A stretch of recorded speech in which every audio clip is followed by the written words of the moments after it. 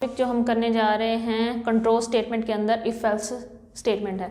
तो सबसे पहले मैंने आपको सिंटेक्स बताया है, उसके बाद हमने फ्लो कंट्रोल से अंडरस्टैंड करने की कोशिश की है, और उसके बाद भी अगर आपको समझ ना आए तो हमने प्रोग्राम से समझने की कोशिश की है। आई थिंक इन तीनों से तो आपको पता चल जाएगा कि इफ एल्स स्टेटमेंट हम कैसे यूज़ करते हैं। तो सबसे पहले इफ़ हम सिंटेक्स देखते हैं इसका, ठीक है। तो सबसे पहले क्या है, देखिए इफ़ के बाद आपने क्या करनी है, कंडीशन लगानी है जो भी आप लगाना चाहते हो। मान लो कि a is greater than 10, a is equal to 10, a is less, मतलब a तो मैं वैसे ही वेरिएबल का नेम बोल रही हूँ, आप कुछ भी वेरिएबल का नेम हो सकता है आपका जिसके ऊपर आपकी कंडीशन लगी हुई हो सकती है। तो यहाँ पे आप कंडीशन लगाओगे।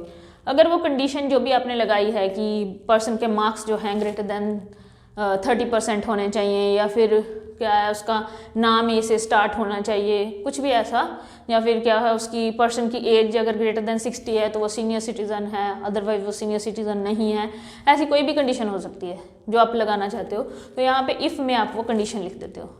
अगर ये कंडीशन ट्रू होती है तो ये स्टेटमेंट ब्लॉक जो आपने इफ़ के साथ कनेक्ट किया हुआ है, ब्लॉक कैसे कनेक्ट करते हैं मैं आपको लास्ट प्रोग्राम में बता चुकी हूँ।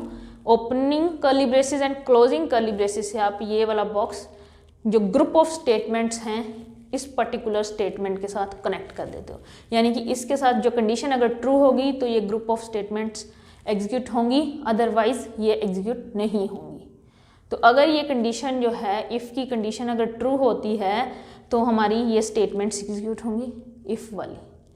तो अगर ये कंडीशन फॉल्स होती है तो एल्स पार्ट की स्टेटमेंट्स एग्जीक्यूट होंगी। एल्स में इफ़ एंड एल्स दो कीवर्ड्स हैं इसमें।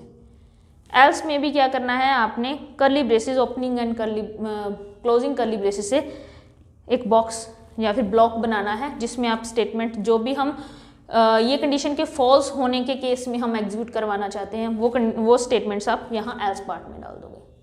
तो इफ़ कंडीशन ट्रू तो इफ़ स्टेटमेंट का ब्लॉक एग्जीक्यूट होगा, और अगर कंडीशन फॉल्स होती है तो एल्स पार्ट एग्जीक्यूट होगा।